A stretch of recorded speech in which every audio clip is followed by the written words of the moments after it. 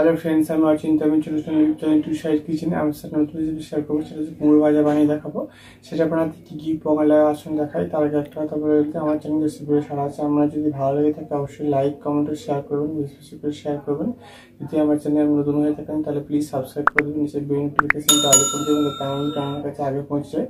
তাহলে চলুন কুমড়ো ভাজা বানাতে কী কী উপকরণ লাগে আসুন দেখাই।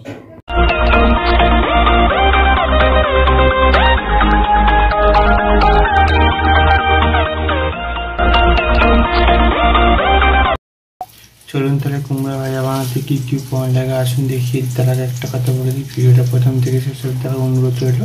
তাহলে চলুন রেসিপিটা শুরু করি। এখানে আমি কিছুটা পরিমাণ কুমড়ো এরকম কাঁচা করে কেটে ভালো করে ধুয়ে নিয়েছি। তার জন্য রেসিপিটা শুরু করি।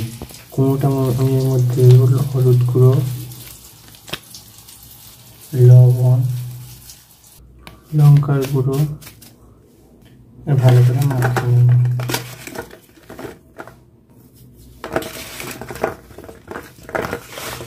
কুমড়োটা ভালো করে মাখিয়ে নিচ্ছি, এবার ধরে নেব। গ্যাস চলে কড়াটা বসিয়েছি, কড়াটা গরম হয়ে গেছে, এর মধ্যে আমি তেল দিয়ে দিয়েছি। কুমড়োটা এবার দিয়ে দেবো। কুমড়োটা দিয়ে দিয়েছি, এবার আমি ভালো করে উল্টে পাল্টে ভেজে নেব।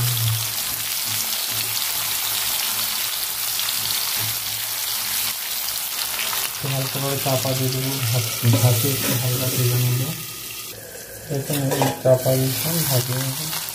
মশলা নিয়েছি, ভালো করে ভেজে নেব। এবং কুমড়োটা আমার ভাজা গেছে, আমি তুলে নেব। ভালো করে লাল করে দিতে পারলে তুলে নিয়েছি। যেহেতু আমার কুমড়ো ভাজা রেসিপিটা রেডি হয়ে গেছে। এই রেসিপিটা যদি আপনাদের ভালো লেগে থাকে অবশ্যই লাইক কমেন্ট শেয়ার করবেন, বেশি বেশি করে শেয়ার করবেন, আর প্লিজ সাবস্ক্রাইব করে আমাদের পাশে থাকবেন। চলুন দেখা হচ্ছে নেক্সট ভিডিওতে। এরকম নতুন নতুন ভিডিও পাওয়ার জন্য আমাদের চ্যানেল থেকে অবশ্যই সাবস্ক্রাইব করে আমাদের পাশে থাকবেন। চলুন দেখা হচ্ছে নেক্সট ভিডিওতে।